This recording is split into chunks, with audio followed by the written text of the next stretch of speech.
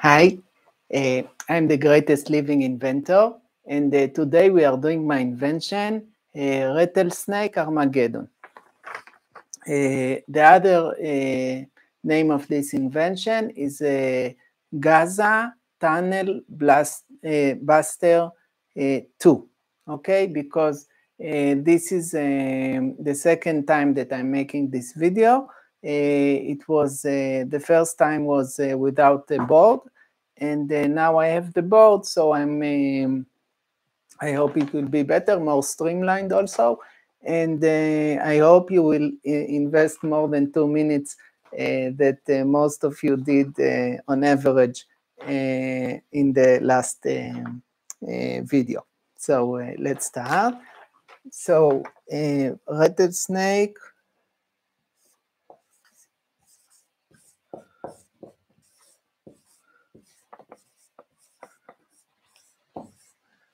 Armageddon.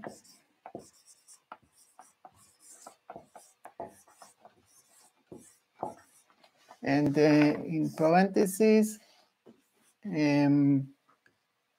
Gaza Tunnel Buster. And 2. Because this is the second time. Okay, so what does it mean?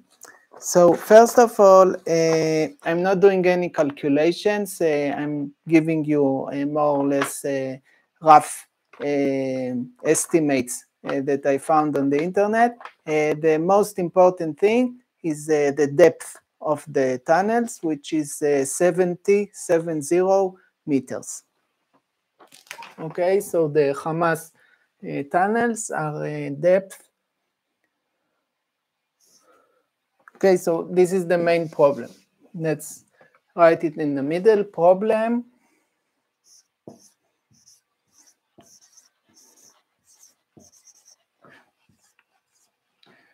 $70 meters.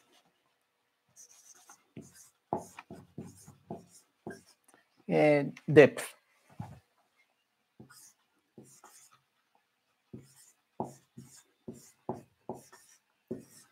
Okay, the tunnels are buried underground, 70 meters of sand below the surface. Okay, so what we want to do is we want to seek and destroy. Okay, so we have seek and destroy.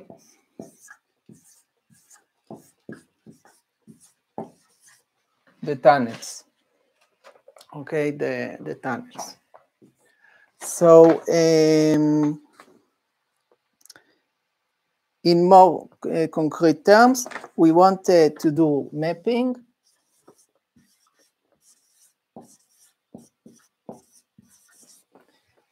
And after that, we want to do explosion, exploding.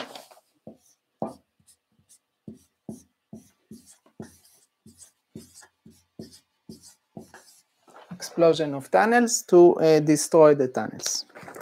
So this is where we have both of these parts, the rattle and the snake. This would be the rattle.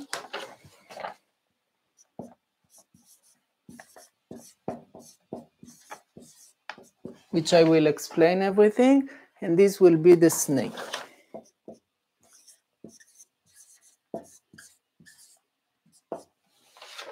Okay. So the Armageddon part I will explain later because this is, I just want to make a very short remark about the previous video that people watched for 2 minutes. The video was like 1 hour and 2 minutes. I think the problem was that I used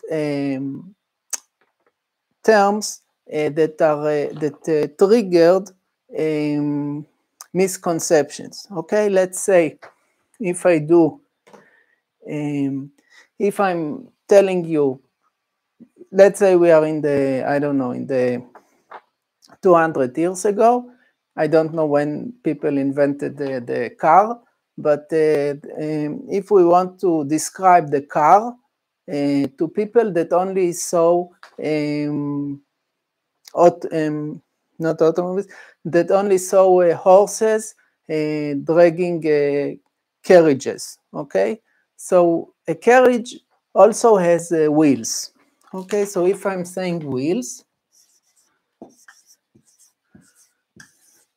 and let's say people long ago would think about a car, carriage,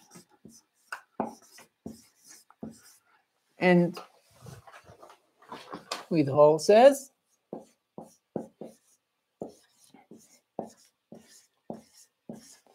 and let's say we want to describe a car, okay, modern car,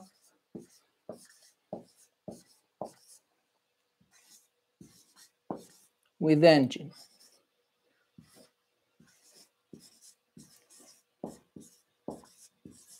Okay, so if I'm just saying wheel, then a person who is more, doesn't have a lot of patience or just want to see the 2 minutes in the beginning, thinks, okay, this, I know this, you're talking about carriages with horses, I don't want to hear anymore.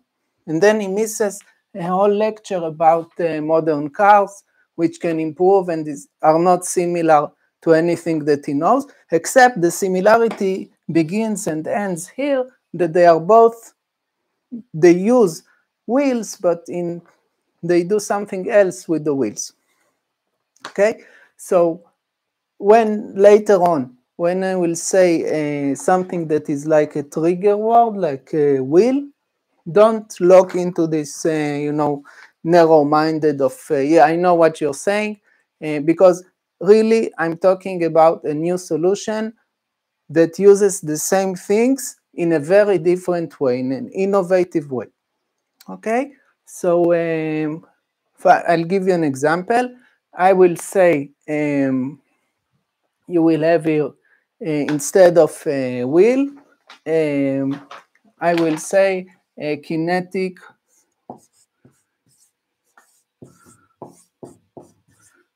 bombardment.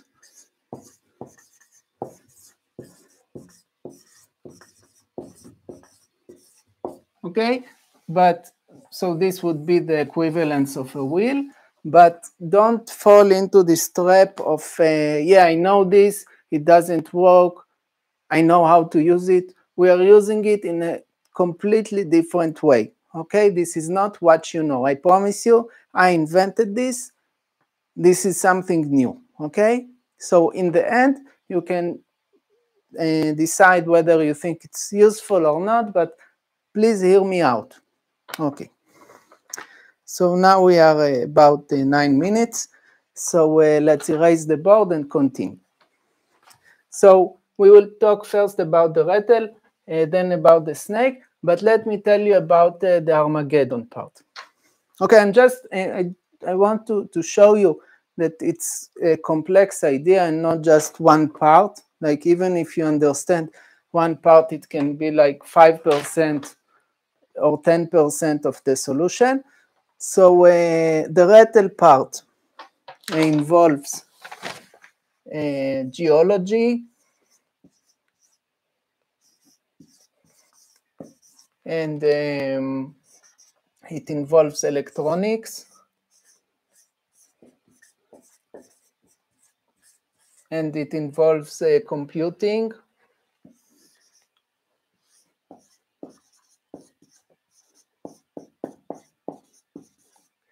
and the snake part involves chemistry,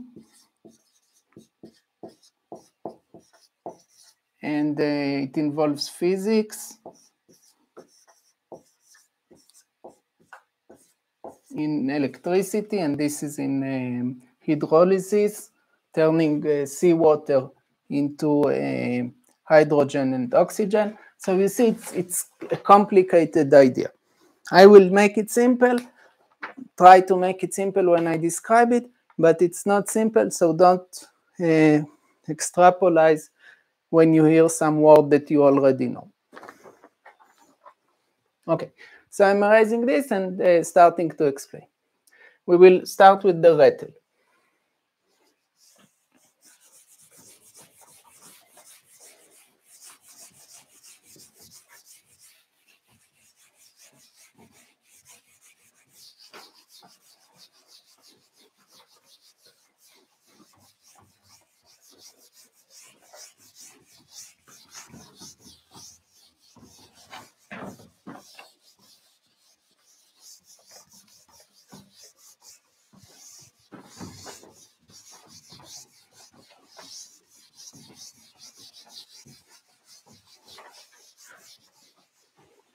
Okay, so the rattle,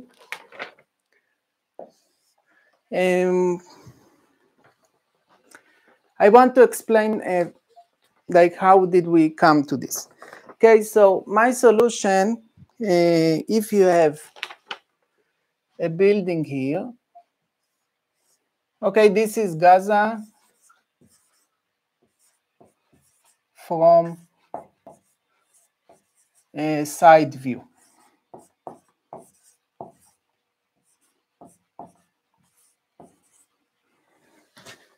Okay, so this is the ground. Okay, ground level. So this is below ground, underground, and this is above ground. So let's say we have a building, and we have another building. Okay, and we have a tunnel that goes between them.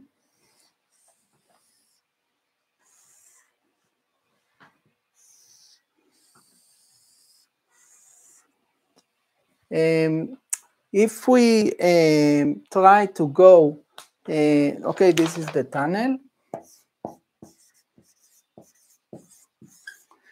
If we try to go here, and here, there are terrorists, okay, near the entrance to the tunnel and exits, there are terrorists. But if we, my solution doesn't attack here or here, it attacks in the middle, in any point in the middle. Do you hear? It's an airplane, probably related to the war. Okay, so we attack here. We attack here. Okay, so let's explain how.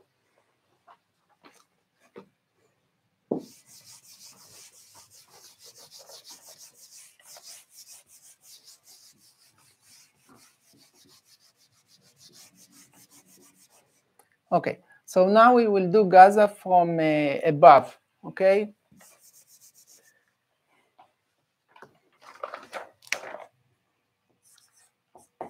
From bird view, or from above.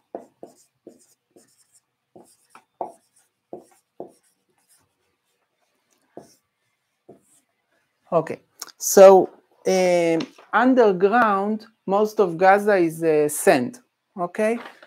So sand I will do in orange because I don't have yellow. Okay, so let's say that we have sand here, and we have sand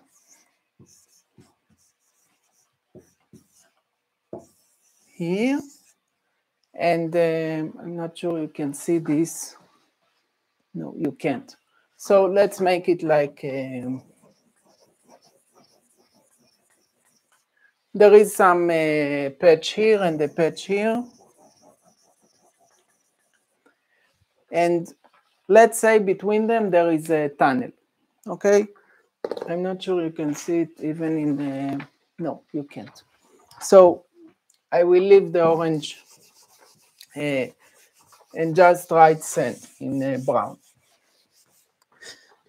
Okay, so we have sand.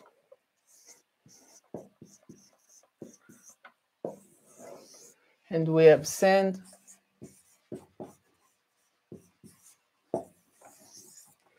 And we have between them a tunnel. Okay, the tunnel is also going through sand, but the tunnel itself, the tunnel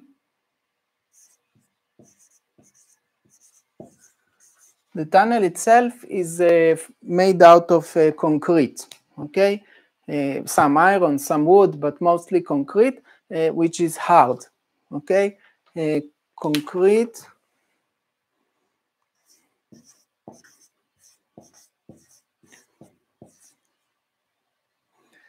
Hard, medium. Okay, why do I emphasize that it's a hard medium? Okay, and here there could be a house above the ground, but underground it is sand. Okay, and here also there is sand everywhere. Okay, like sand, sand, sand, sand.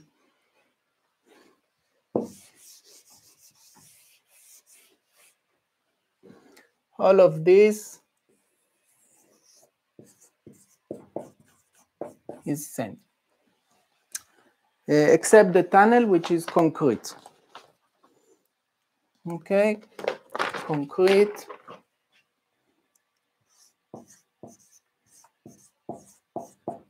Tunnel.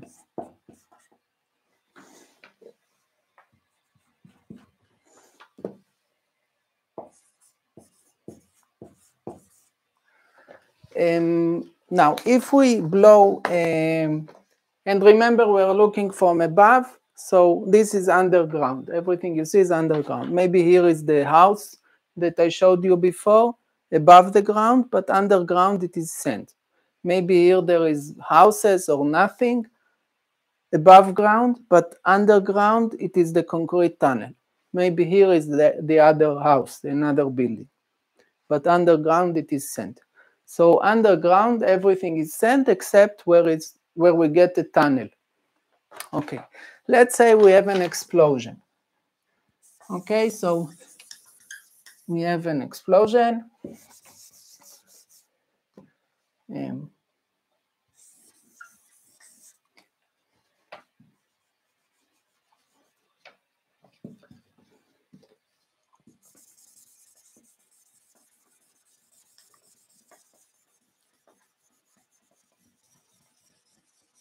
Okay, this is an explosion.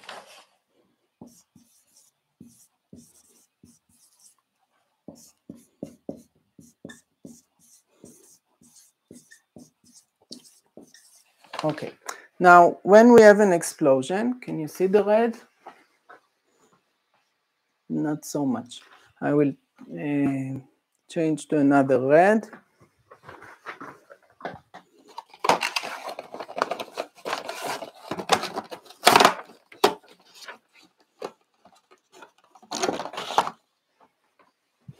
Thank you. Okay.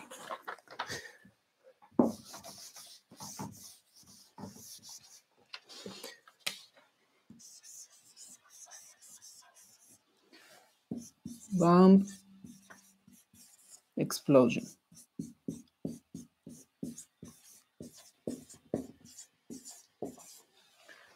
This is more visible, right? Yeah. Okay. And here I will use another brown. Thank you.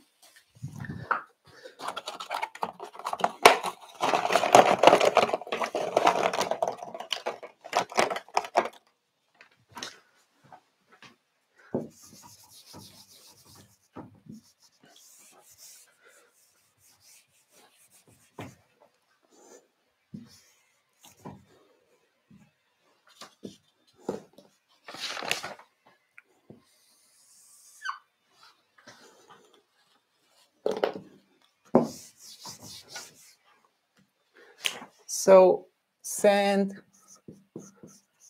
send, send, send. Okay, everywhere there is send.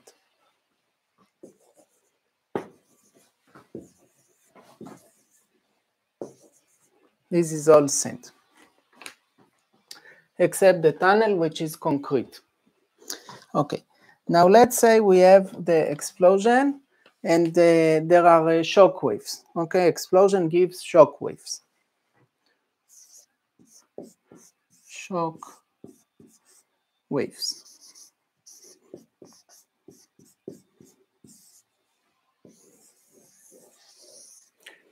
Okay, so shock waves expand in all directions, but when they are going through a soft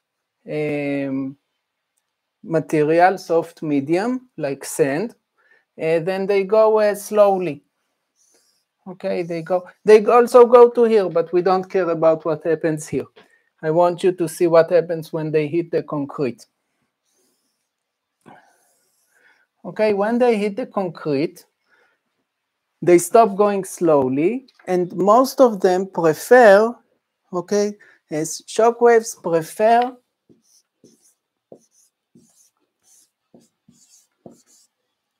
of course, it's a physical phenomenon. It's not like they have personality, but they prefer a hard medium.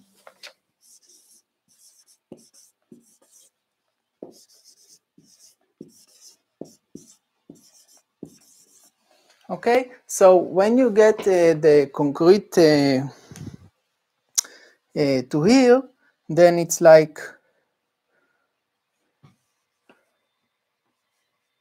I don't want to make the marker dirty, so they go a lot faster.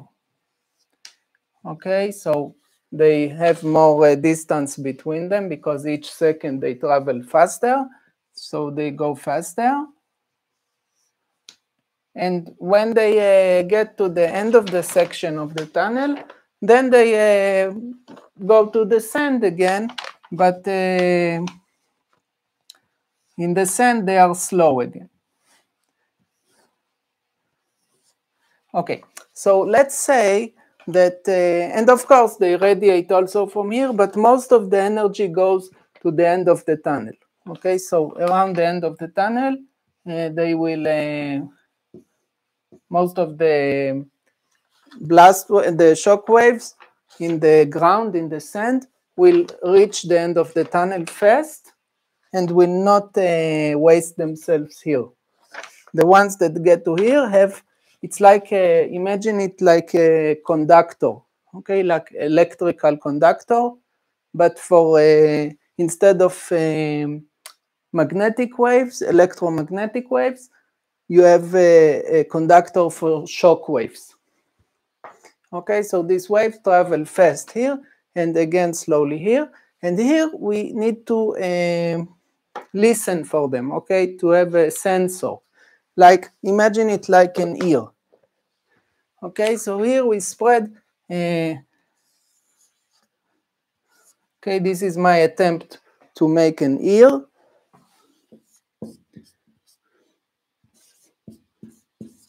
Like a human ear, but of course it's not a human ear. It's a sensor, electronic sensor. So in a minute I will tell you exactly which electronic sensor, but let's say we put a lot of sensors.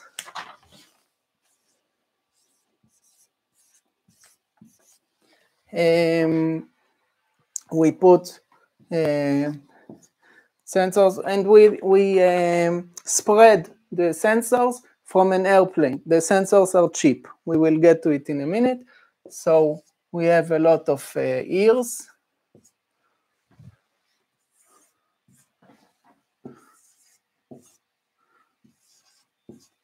Okay, but the waves will reach here before they reach here, okay, because this is closer to the tunnel.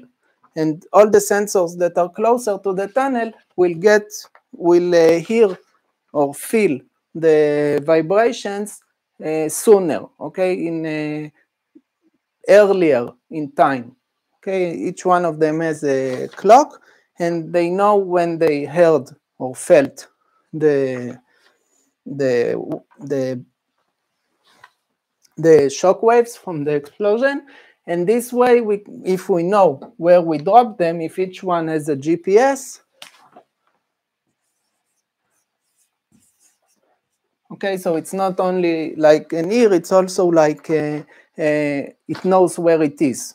Okay, so it's like it has an ability to sense the when it's vibrating, and also where it's vibrating, and that way we can map if we have an explosion anywhere. This explosion can be anywhere. We can map the whole tunnel. Okay, and the vibration keeps on going to the next section of the tunnel. If there is another section of the tunnel that is connected, even with a door or something, it will, the sound, the blast will reach that part, and if it goes here, then it will go fast along that section also. And we can map on and on. Okay, so what is this ear?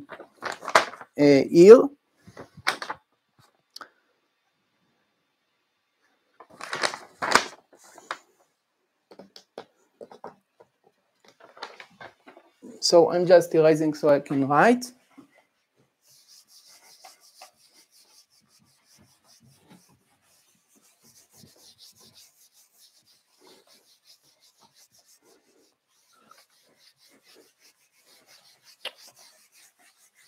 So the rattle, the ear I call a rattle, okay? Let's call this ear the rattle.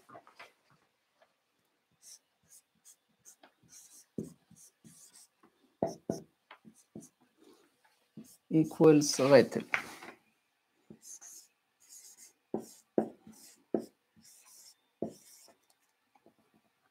Okay, so this rattle, which is also in quotes, because it's not like a part of a snake, it's an electric sensor. Inside each rattle,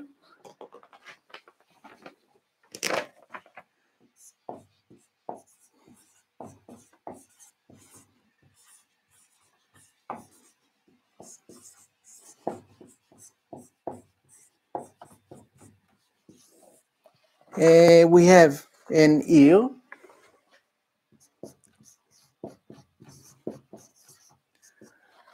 which is a triple axis accelerometer.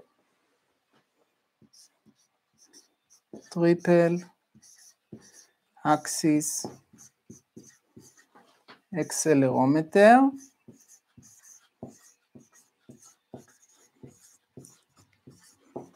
It means it can sense the acceleration, the movement rate in all the directions, like X, Y, and Z. And this is called the ADXL335.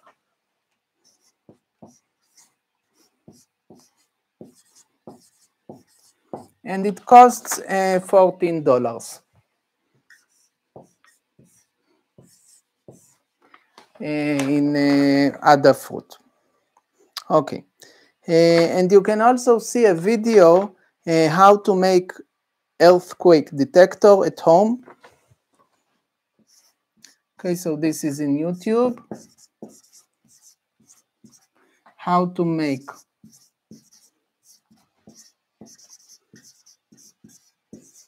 earthquake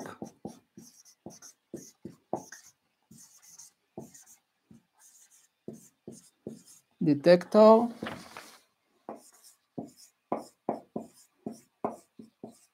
at home. And this video is by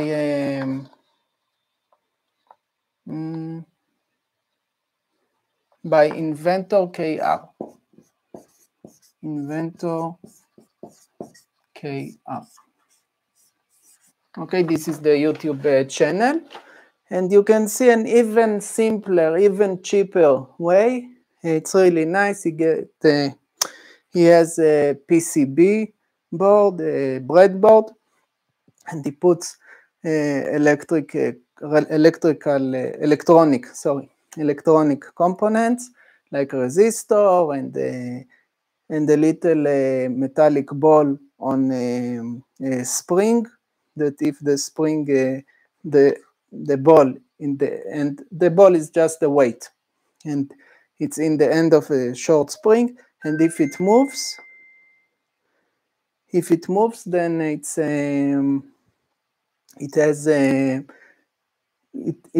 triggers the electronic circuit. Okay, so it makes a buzzing noise, but here we don't have a buzzing noise. We want the rattle to tell us, the ear will have a mouth, okay, and it can tell us that it heard the vibrations. Okay, so I'm just know that it can be also very cheaply done.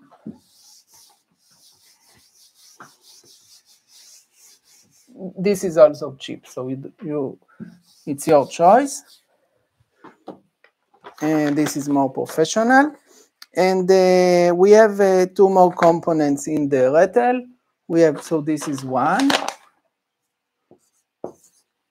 And we have another, which is Arduino SIM868.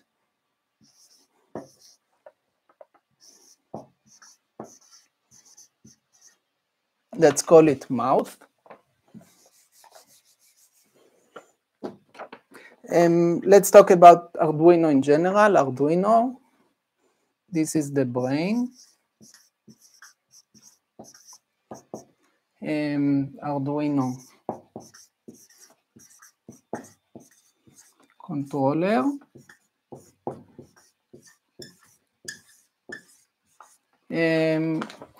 Microcontroller. It's like the bare minimum of a computer. Okay, it's like a primitive computer. And the model Arduino controller Giga R1 Wi-Fi.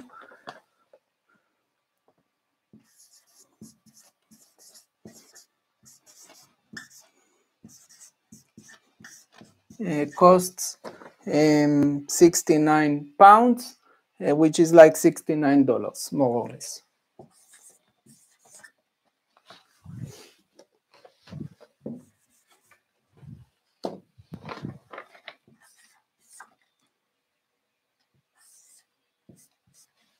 Okay, I think it's in Amazon or something. Okay. Oh, no, on the Arduino website. Okay, so Arduino is very popular for electronics, okay? Okay, so the third part is the mouth, okay? So we want the ear to tell us, using the brain, that to activate the mouth and to tell us from far away that it heard what it heard.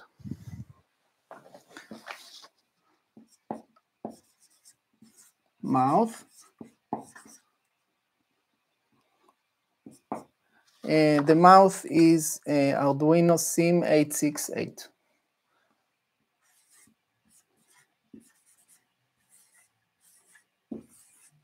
Okay, and this is compatible with Arduino, and it has a lot of technologies inside, including GSM, which is like cellular, GPRS,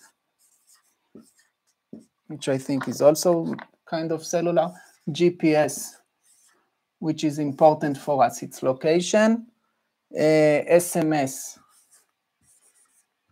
which is important for us. It's also cellular, you get a message, and Bluetooth.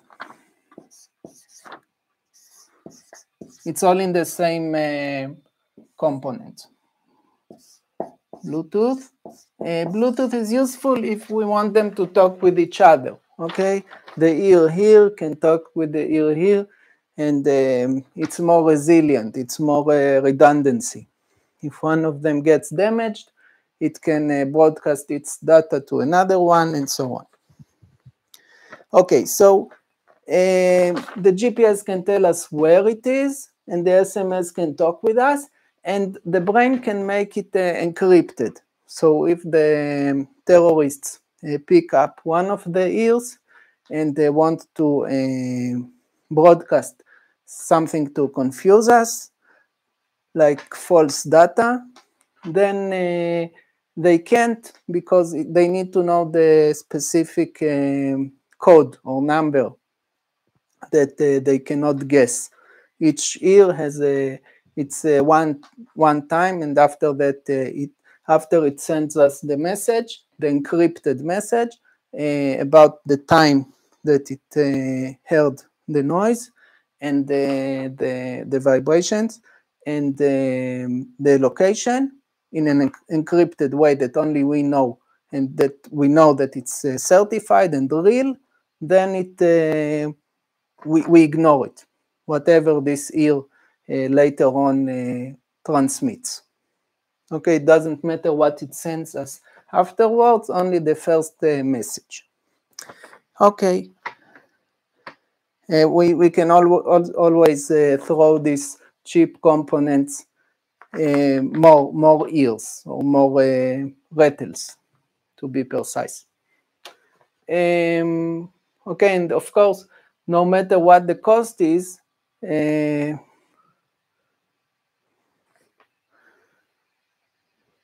this one is $35, but no matter what the cost, it's cheaper than life of a soldier.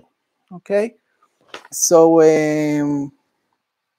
so we can throw a lot of this, a lot of rattles with 1, 2, 3. Okay, so next we go to the next part, which is the snake. Okay, we have rattle and we have snake. So I'll erase the board. This whole thing was the rattle.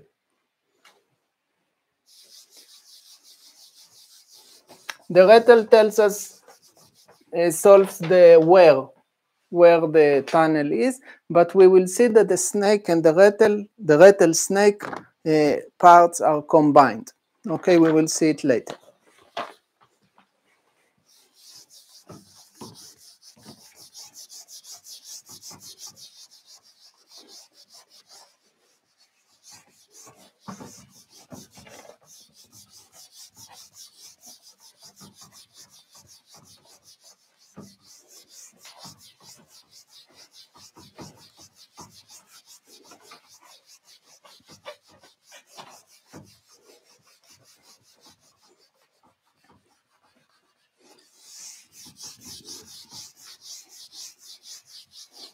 Okay, the downside of new markers is that it's hard to erase them. You see it's all smeared, but I hope you can see what I'm writing, so it's worth it.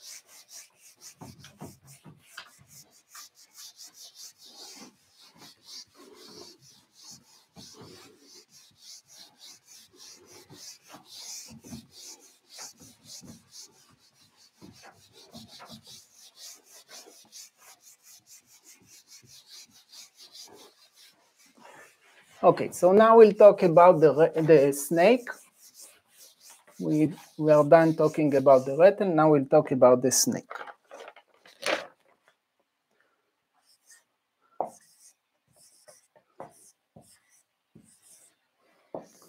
Okay, so the snake part of the idea is, I know that in nature the snake is very big and the rattle is very small, but here it's just two parts of the concept, so it's like equally important.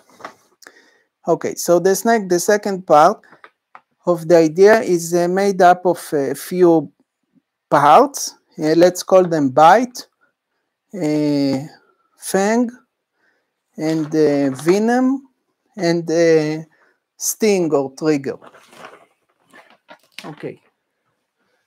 So it's we'll talk about bite. We'll talk about fang. We'll talk about venom. And we'll talk about sting or trigger.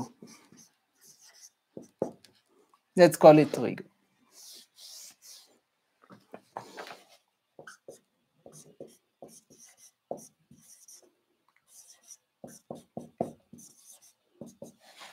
Okay, so I know it's not a part of a snake, but I don't have a good metaphor. If you want a good metaphor, it's like sting.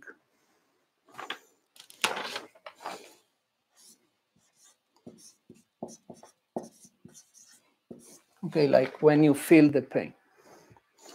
Okay, so let's start with the bite. The bite is made up of kinetic bombardment, and again, it's not the kinetic bombardment that you know. Let me just explain it again. Kinetic bombardment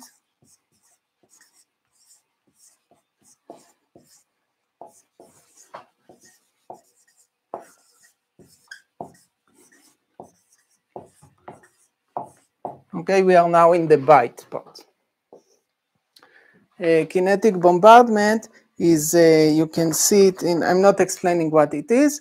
You can see the video by Veritasium testing the US military's worst idea. I know it's not very promising, but you'll see we don't use this for what it was originally made. And also Veritasium made the video very silly. He himself admits that he didn't put fins on the missiles, and it's like it's not a real experiment what he did, but we don't use it for the original purpose, so it doesn't matter. For our purpose, it's very good. Okay, I'm just writing the name of the video so you can see it on YouTube, but ignore the conclusion, just see what it is. Okay, so I'm just emphasizing this is not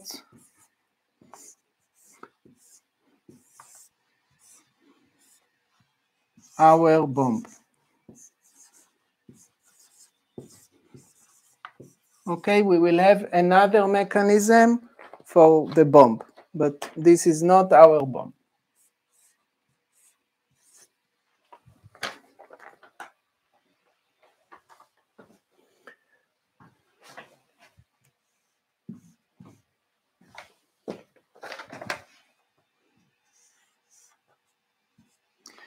Okay, so kinetic bombardment, you can see it in the video by Veritasium.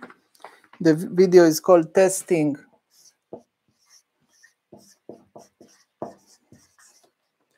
the US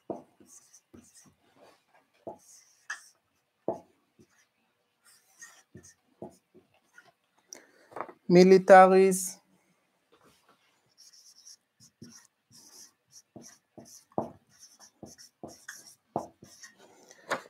worst idea.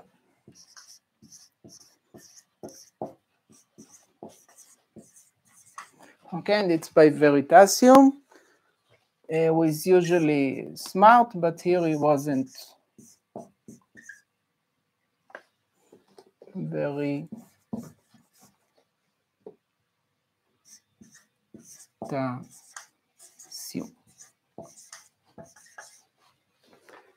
Okay, Veritasium, yeah. Okay, so I'm not explaining what kinetic bombardment is. We are dropping something that is not a bomb out of an usually an airplane, but in our case, a helicopter, a chopper. Okay, so usually it was meant against an ICBM, an intercontinental ballistic missile, but we are not using it in this way, or just an a replacement for ICBM, but we are not using it like this at all. We are using it to penetrate the ground just a little bit. Okay, here we will get to the fang. Okay, this was the bite. This enters the ground a little bit.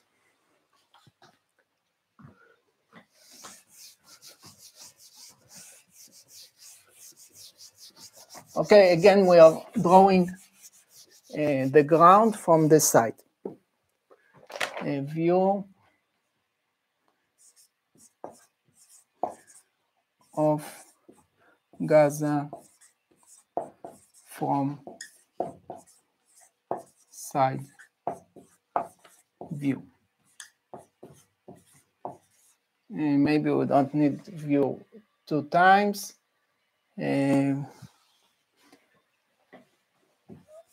View of Gaza from the side. Okay, so we have the ground level. Okay, this is the ground level. And we have a helicopter. So we have, and here we have buildings.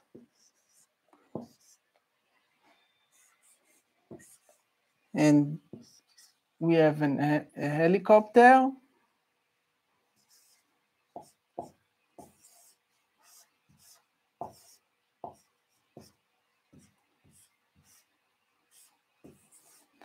And the helicopter drops our what we drop. Okay, what we drop is the fang, which is actually it's a rod. Okay, so we are now in this stage talking about what the fang is. Okay, the bite is when this package penetrates the ground and goes a few meters inside, like 2-3 meters or a few meters. The helicopter is, let's say, 100 meters above ground.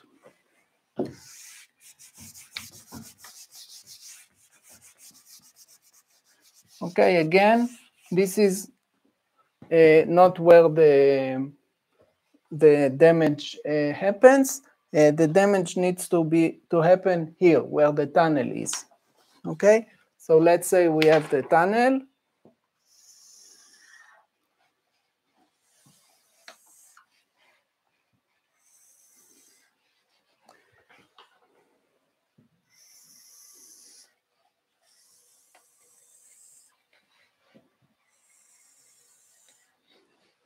And the helicopter drops our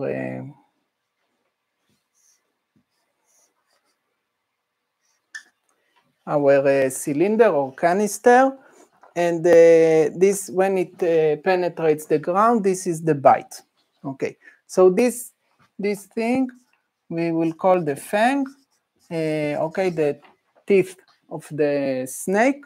Why? Because when a snake bites, it has a rattlesnake, a viper, has a hollow tooth. Okay, so the fang, the venom goes like a syringe through the inside, the hollow inside of the tooth. Okay, the fangs are hollow and they act like a syringe. So this fang also has inside the room for what we will call the venom. Okay, so this fang enters the ground. Okay, it falls from the helicopter and it goes into the ground. And when it is in the ground,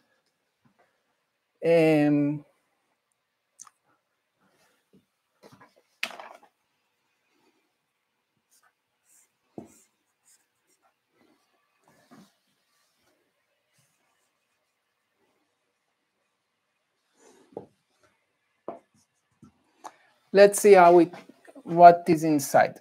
So inside the fang, we have two components. we have a little mechanism that controls it automatically, but basically two components. The first one is seawater, which is the venom. Okay, so the venom is seawater. Seawater. We will see in a moment why. Okay, but inside this, I'm enlarging this.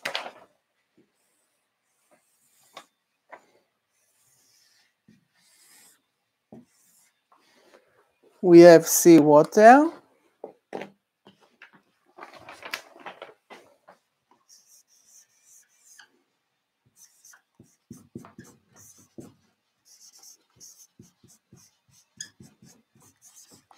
And we have batteries. Okay, batteries, like the normal kind that you have at home.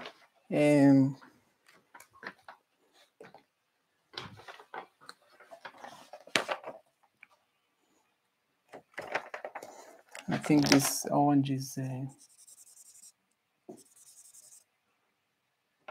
okay, I hope it will do.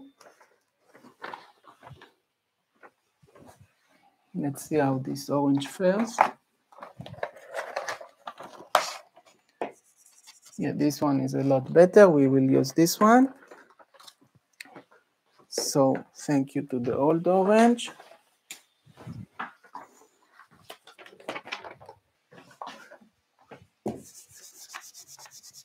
Okay, so here we have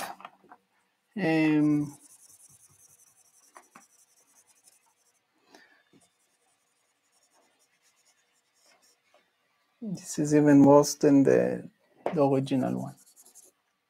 No, I'll switch back.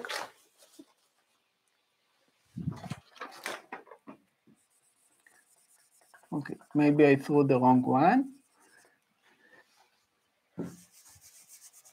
So you know how you have this square batteries, like of Duracell, of 9 volts.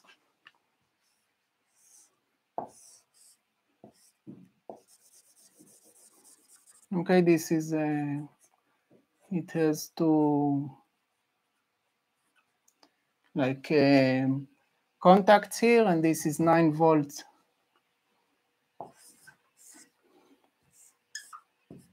9 volts battery.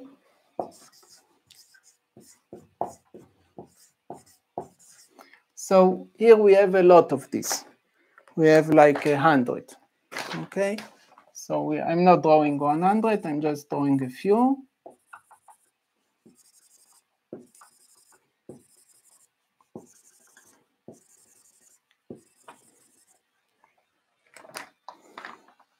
I'll explain why we need them in a moment.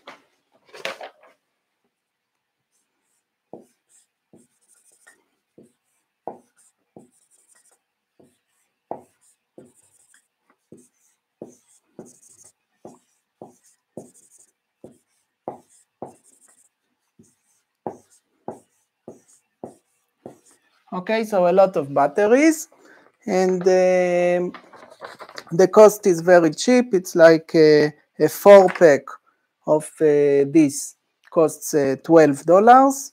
So 125 times this 4-pack, 100 batteries will cost $300. Okay, so all this is $300.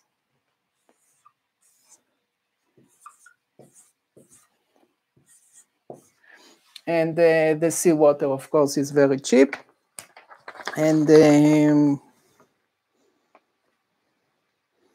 okay, so all this content in the fang is the venom from our point of view, which is water, basically, and electricity.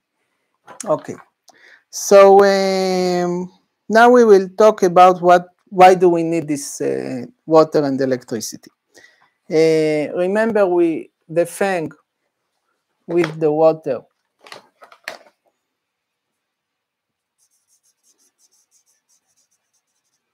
and the electricity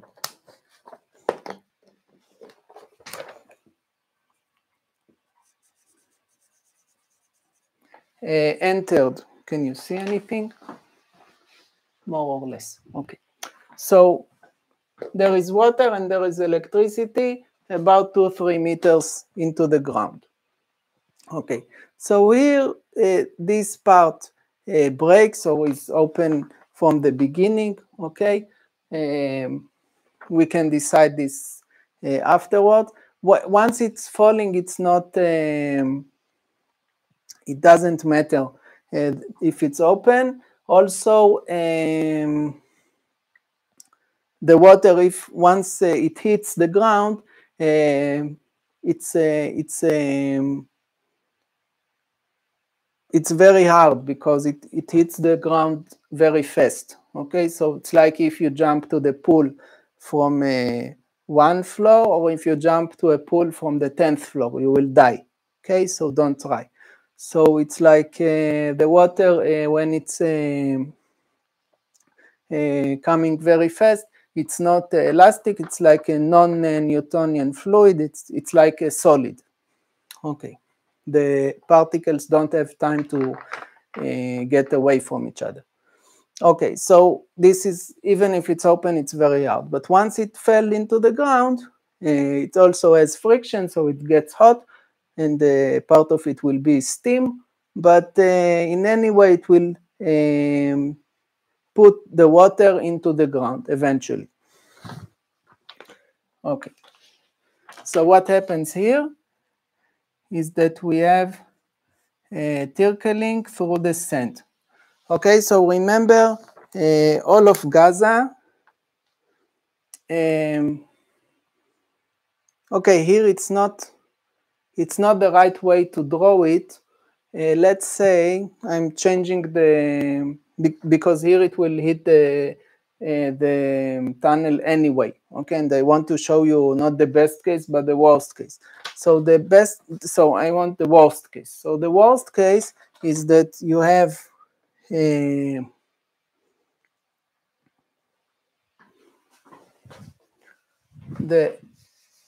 view from the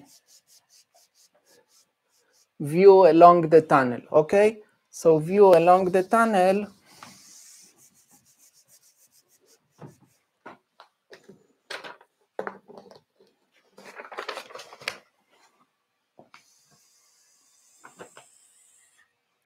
what we will see now is view along the tunnel,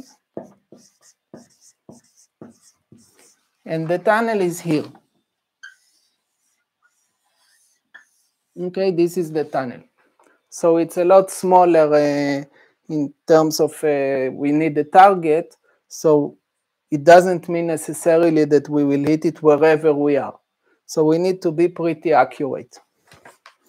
Okay, but we know this, the accuracy we have from the rattle and the computing that averages things. Okay, so we got more or less to the tunnel, and the water trickle. So remember, we have sand everywhere. I don't have another color for sand, but all of this is sand. Okay, this is, let's do it in light brown.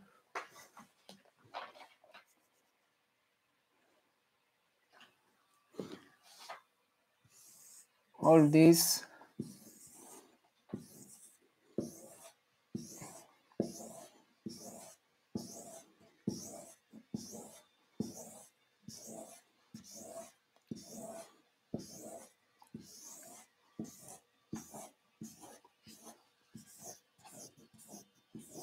is sand, dry sand. This is in a light brown. Can you see it? Yeah. Okay, so all this is sand except the tunnel, which is concrete. So the water will trickle through the dry sand until they hit the roof of the tunnel. Okay, let's say it goes here, here, here, and then it accumulates somewhere on the roof of the tunnel. Okay, so once the water reaches here, we have here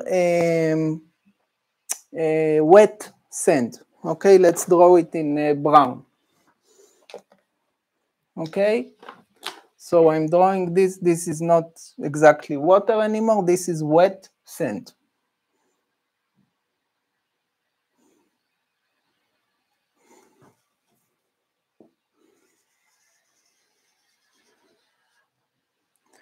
Okay, it looks like brown, so it looks like black.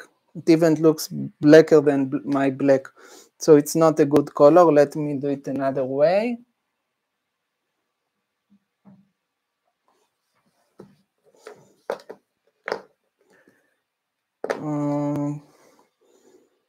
I don't have a realistic color, so I will just do it in, let's say, in purple. And you will understand that it's dry sand, okay? Or maybe green. Green is like something that is more alive, okay? So it will remind you that it is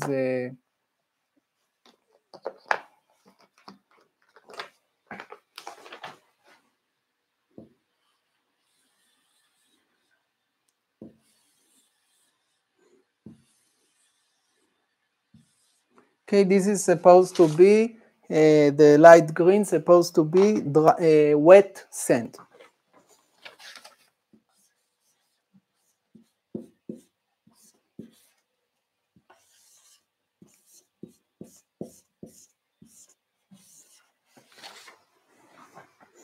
Okay, we will even do it in a more serious green.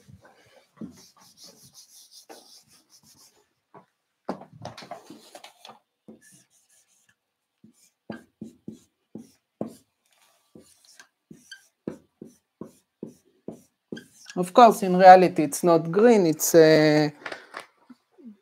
beige, but in my drawing, I don't have any way to show you and also to make it different than the usual sand.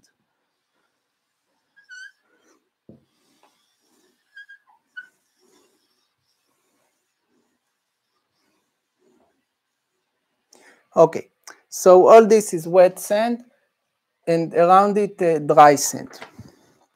Now we are getting to how electricity behaves. Okay, if electricity goes usually from, I don't remember which is which, the plus or the minus, but usually electricity goes physically from the minus to the plus. But here, okay, electrons come out of the minus and reach the plus. But if they cannot reach the plus, then you have a barrier inside here, like somehow you have one electrode touching the water and then other electrode separated, like insulated. Then they go through the wet sand, which is like water for them. Dry sand is an insulator. Wet sand is a conductor, okay? I'll write it down because it's important. This is an insulator.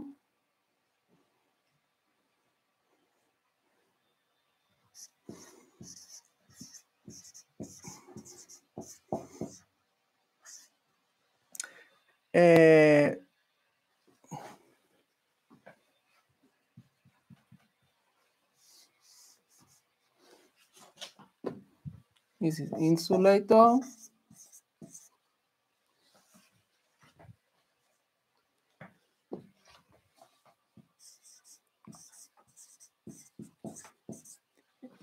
All this, and this is a conductor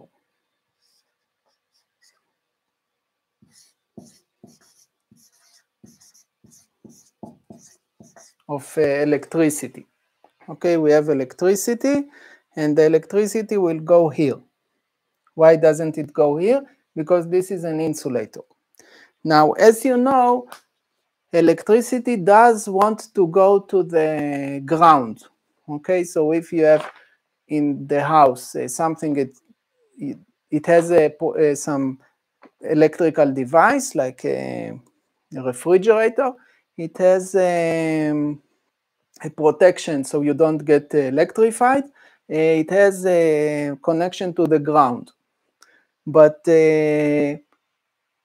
so here it looks like here is ground and here is ground, but it prefers to go where it's easiest. So here there is a large volume, which means a large surface area that it can touch the ground.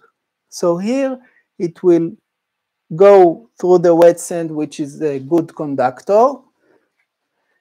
The electricity will go from the batteries to the pool, okay, to this water, and here it will go to the ground.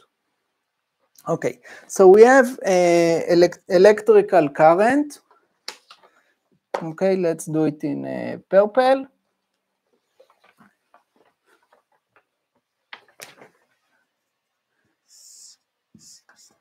Okay, this is electrical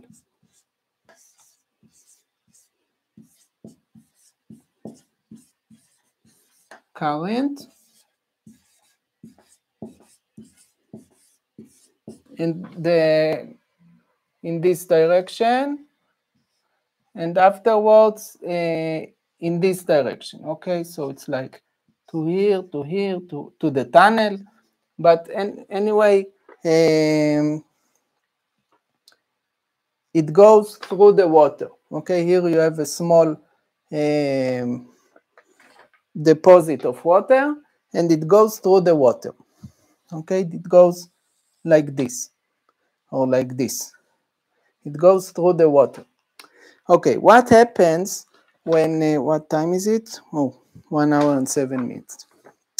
Okay, what happens when we have electricity going through water? I'll write it instead of the drawing.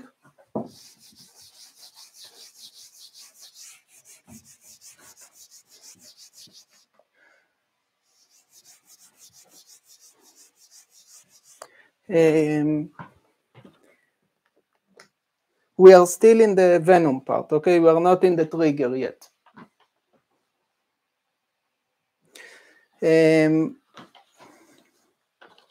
Seawater plus batteries.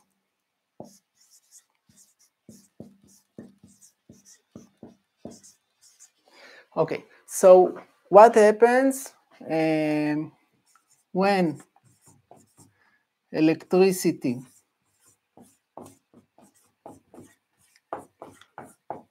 goes through water?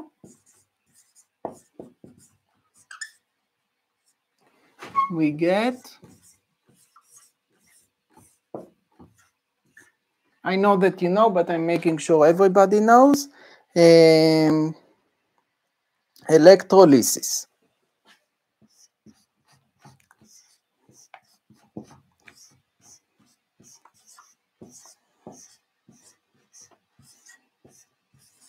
Okay, pure water don't do this because they are not conducting.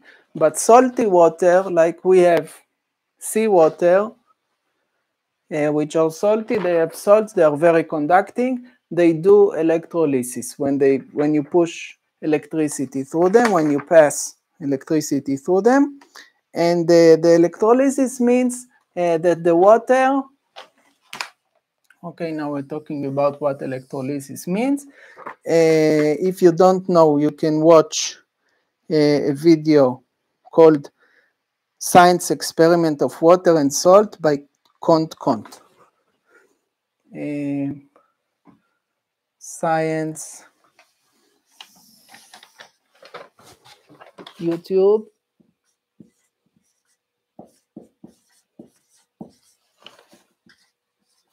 science experiment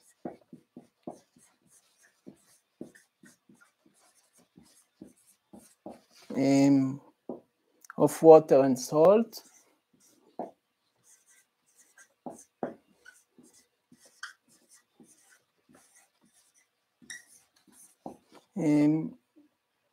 By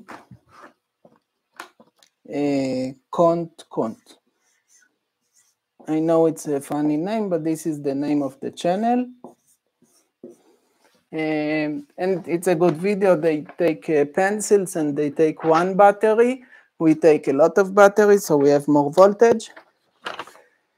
Okay, so what happens in electrolysis is that we take water, and the water break down into their two components, which are H for hydrogen and O for oxygen. Hydrogen and oxygen.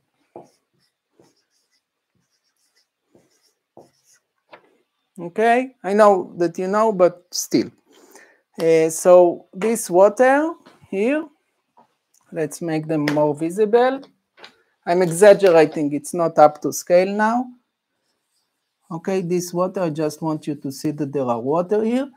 The electricity will see, but I want you to see also this deposit on the top of the, why is there a deposit here? Because the sand, the dry sand is, lets the water through, but the roof of the tunnel doesn't.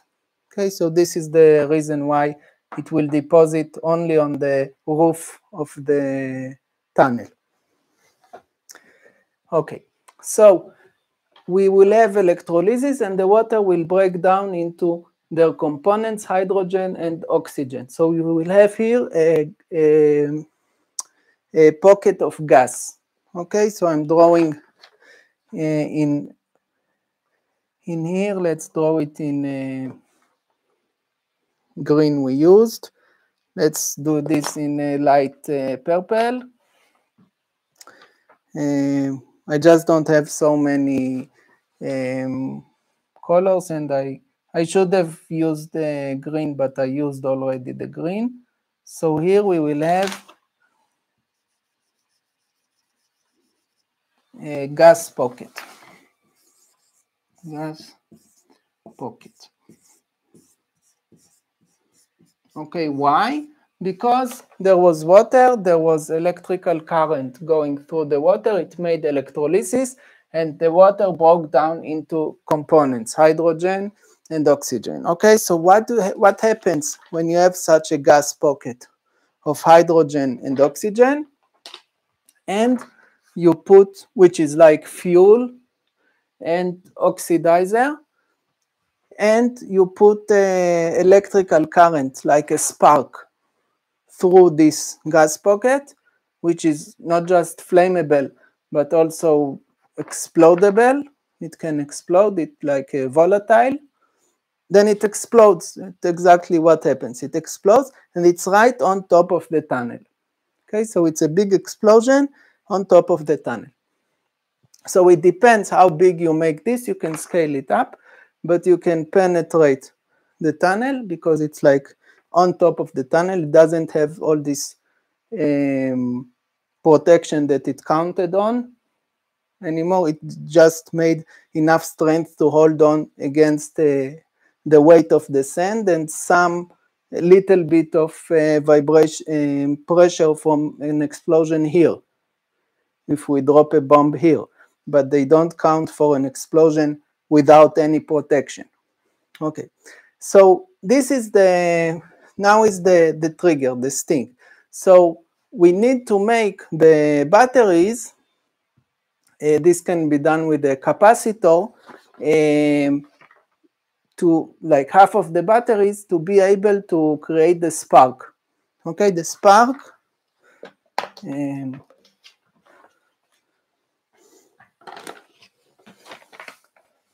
So here we need a capacitor.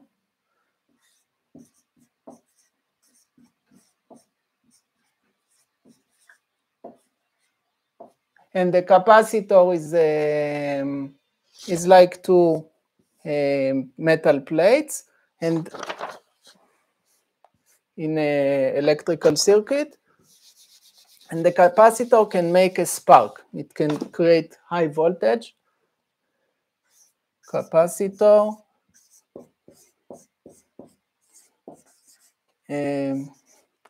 Spark. Okay, so when you have an electrical spark, and this spark of high voltage goes all the way through the wet mud, the wet sand, and reaches the gas pocket, okay, you have a spark plus, my plus looks terrible, but spark plus a gas pocket, we get an explosion.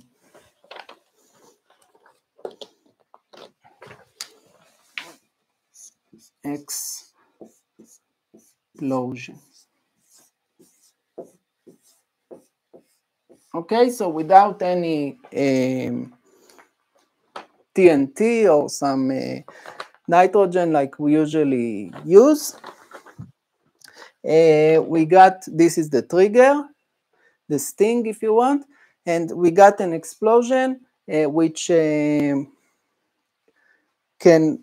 help us map more tunnels with the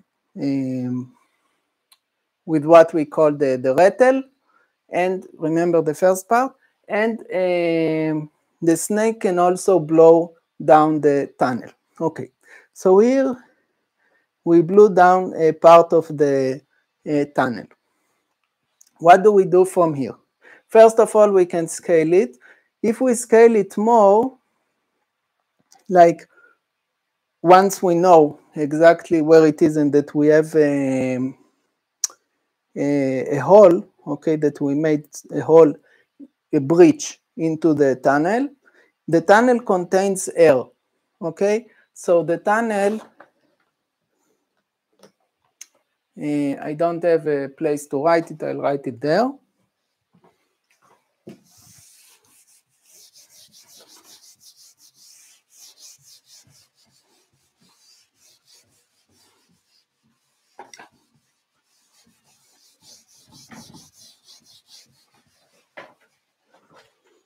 Okay, so the tunnel, this is the tunnel.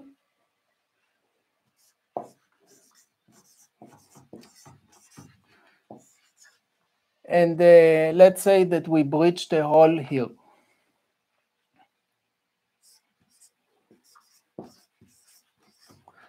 And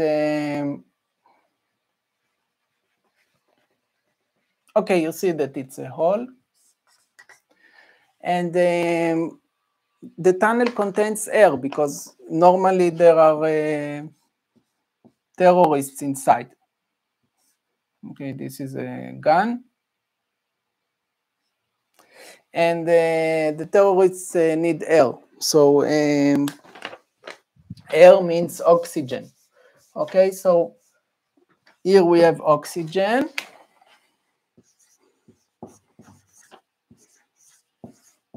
Okay, which is air. Part of the air, like 20% is oxygen. And so now we only need to do like a fracking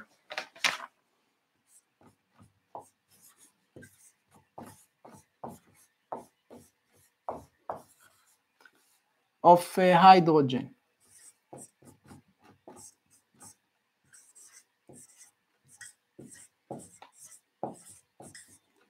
Okay, fracking of hydrogen, meaning to push forcefully from the ground level. This cannot be done from the air unless you upscale this and make it, it's more complicated. It's possible, but it's more complicated. If you do fracking of hydrogen from the ground, you can push water with hydrogen, okay, like you have the drink, some bubbly drink like Coca-Cola or something, or Pepsi. So you have bubbles inside, and normally it's bubbles of carbon dioxide, CO2. But if we put bubbles of hydrogen, then we can push the liquid with the like soda of hydrogen, and once it reaches this low pressure in the tunnel, the waters will be here, water, and the hydrogen will be here.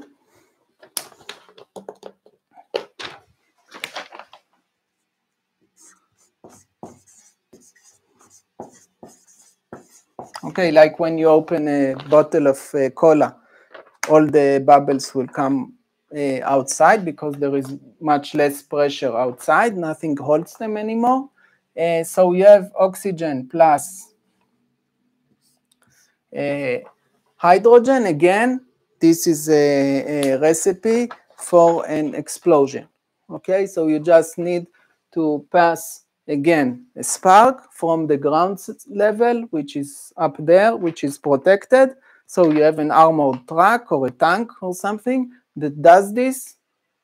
It doesn't have to be long. It just needs to be enough gas to make a shock wave here. Okay, so once there is a shock wave inside the tunnel, it's very, very different than a shock wave outside the tunnel. Okay, so if you have a shock wave here, shock wave. Okay, shock wave is what you get from the pushing of material, like pushing of air from an explosion or pushing of ground from an explosion. Shock wave here is small. Shock wave inside is very, very big. Okay, why? Because the tunnel helps the shock wave to propagate, to continue. Okay, so here we have shock wave. Okay, this is very, very big inside the tunnel. Now I will explain the last part, which is the Armageddon part. Okay, and I hope we will finish in 1 hour and a half because it's a lot. It's the longest lecture that I did. But I hope it works because it's live. It seems to work. Okay, so I'm erasing the blackboard. We did the trigger. Now we are talking about the last component, which is the shockwave, which is the Armageddon part. So remember, we were able to make using fracking in the last section, which is after we already damaged the tunnel. We did the fracking, and we now pinpoint it on the ground so it can be fast. And we know exactly where the tunnel is. We already damaged it. It's vulnerable. It's open. And we fill it with the hydrogen, and there's already oxygen, and we make a shock wave. So now we will finish with how the shock wave propagates, advances through the tunnel, inside the tunnel. We will see that it works in our favor, that it helps the shock wave go on.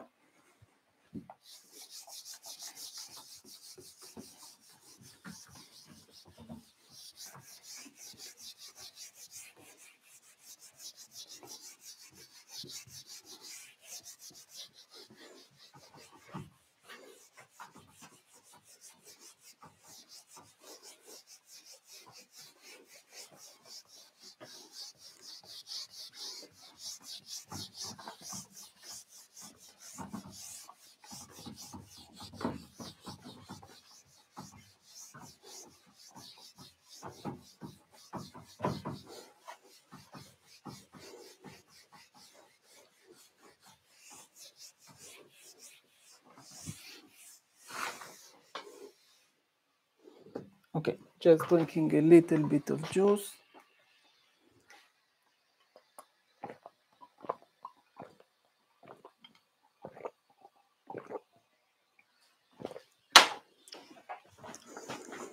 Okay. So remember, our whole invention is called Rattlesnake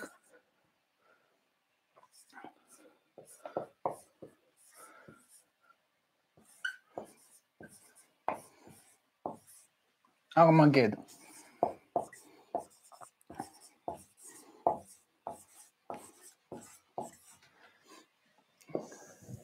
And we talked about the rattle, okay, and we talked about the snake just now, and now we'll talk about the Armageddon part. Okay, so the Armageddon part is, if you remember in the movie Armageddon, this is the second time that I'm recording, so I hope I didn't say it already. If so, forgive me. It's late, and now it's like almost 11 o'clock. So if you remember in the movie Armageddon, they say, the scientist Quincy says we cannot blow it, the asteroid. We cannot blow this from the outside, but we can blow this from the inside. Okay, if we can go inside and detonate a bomb, then it's much more effective. Okay, he illustrates this with, he says, if you have a firecracker and you just open your hand and you burn the firecracker, then it just burns your hand. If you close your hand and you burn the firecracker, then it will destroy your hand. Okay, it will blow up your hand. So we do the same basically with the tunnel, but I will explain exactly how. If you have seen, there is an episode of the Mythbusters. Mythbusters. I will take another black marker because this one is not good anymore. Thank you. So we have Mythbusters.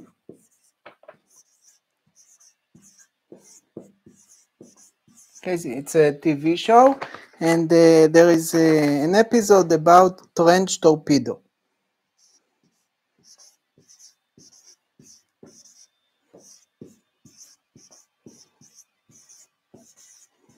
Okay, so the trench means like a ditch, like an open tunnel, a tunnel without a roof.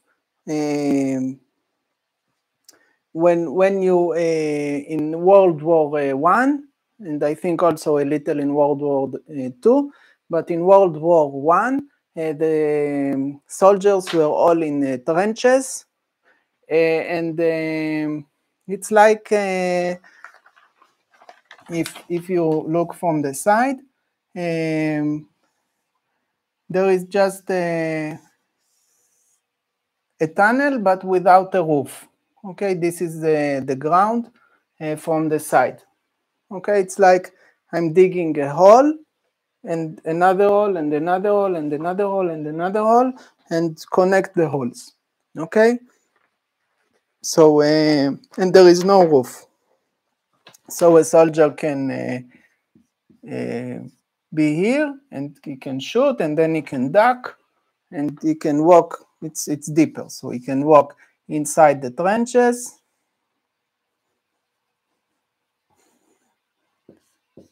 Okay, so this is how the trenches look from the side, but from above, okay, this is from the side. Trench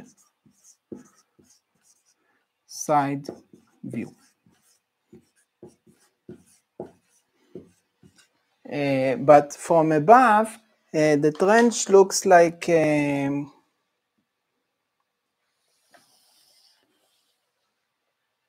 well, no, I'm giving you the wrong impression.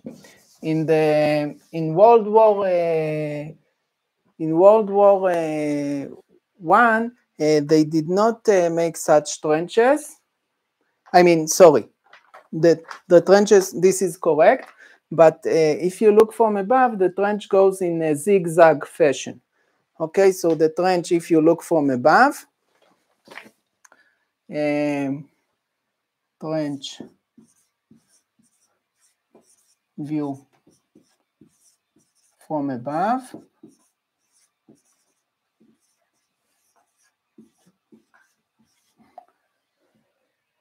it goes like in 90 degrees angles.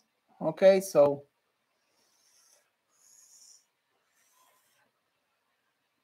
like that. This is the ground, this is the ground, and here is the trench, and here are people, like there is a person here, and there's a person here. Okay, so they are walking inside the trench, and the trench, if there is an explosion, okay, if there is an explosion in here, let's not kill them, let's make the explosion here. So if there is an explosion here,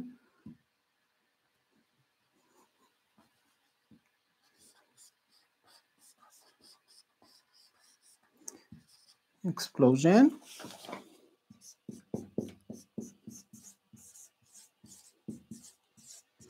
and then the explosion goes inside the trench up to here, and here it stops. Okay, it cannot go along here and kill them. They are safe. If a bomb falls here, of course they die. But if an explosion goes in another section, because of the 90 degrees angle, they are safe. The shock wave, this is the shock wave.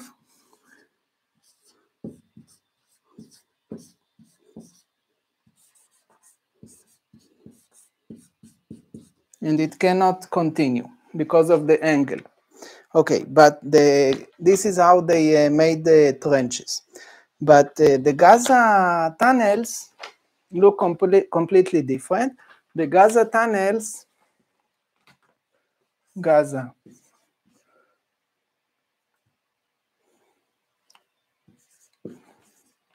tunnels, they are, of course, they look similar here. They have the tunnel from the side, ground, side view,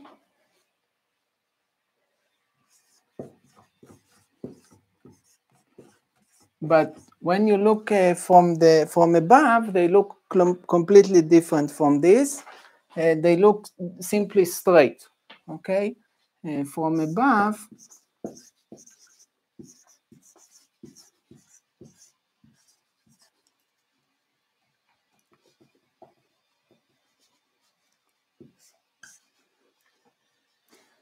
they look straight.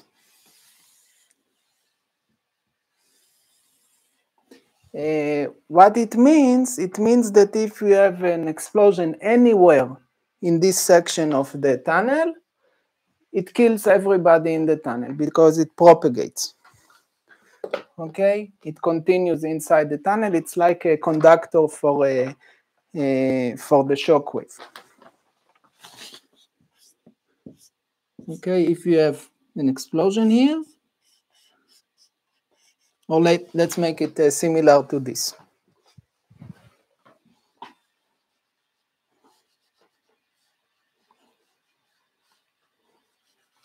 Okay, if you have an explosion here,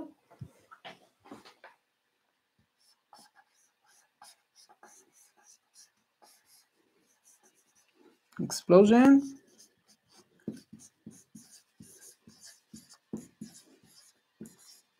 the shock waves go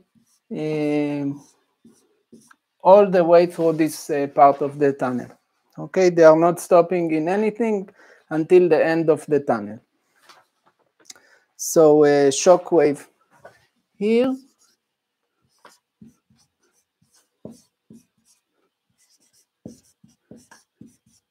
And of course, if there is someone there, he dies. If there is a terrorist here, he dies. Okay, so this is what we do basically. Remember, we are making fracking and detonating an explosion with a spark from above from an armored car after we fracked in hydrogen, and there is oxygen inside here, and we give a spark with a capacitor. So this is what happens. So this is the part which I called Armageddon, because it's the blowing from the inside. Okay, the tunnel is very strong from the outside, but it's very weak in terms of vulnerable from the inside. Once you get to the inside and detonate something, everybody inside dies. So you need to make sure there are no soldiers of us, Israel, inside.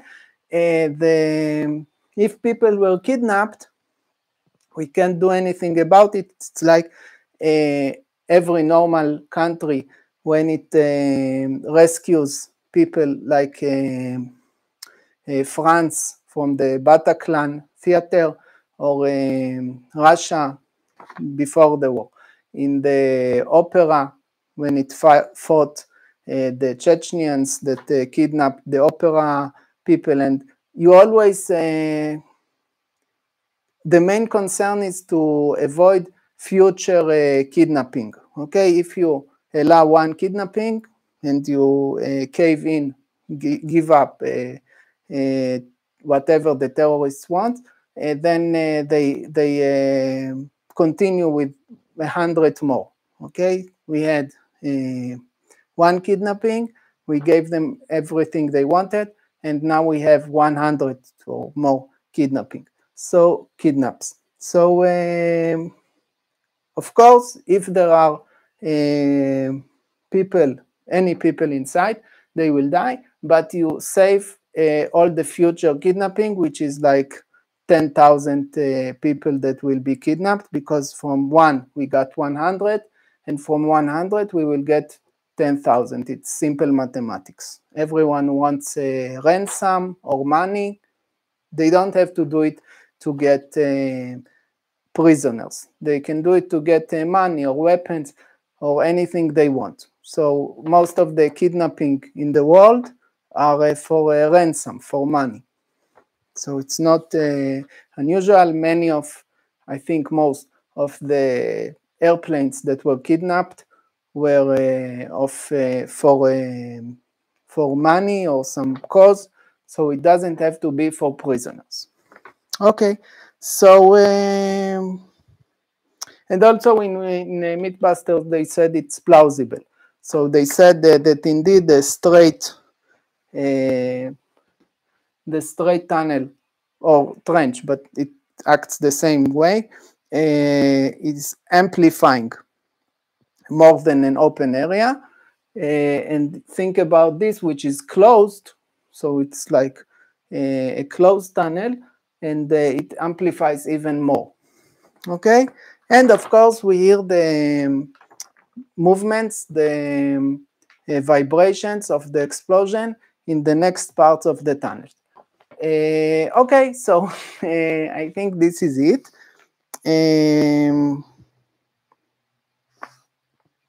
Okay, I'm just saying, why did the Gaza people, the terrorists, built it like this? Because originally the tunnels were made for escaping with motorcycles inside the tunnels to kidnap a soldier, Israeli soldier, and the terrorists can kidnap him and move very fast, escape fast with motorcycles inside the tunnel. So it needs to be straight. It cannot be, if every few meters there is a turn, they cannot go fast with the motorcycle. If there are straight sections, like hundreds of meters, they can go fast. Okay, so thank you very much. I hope this saves Israeli lives. And thank you and goodbye. Bye-bye.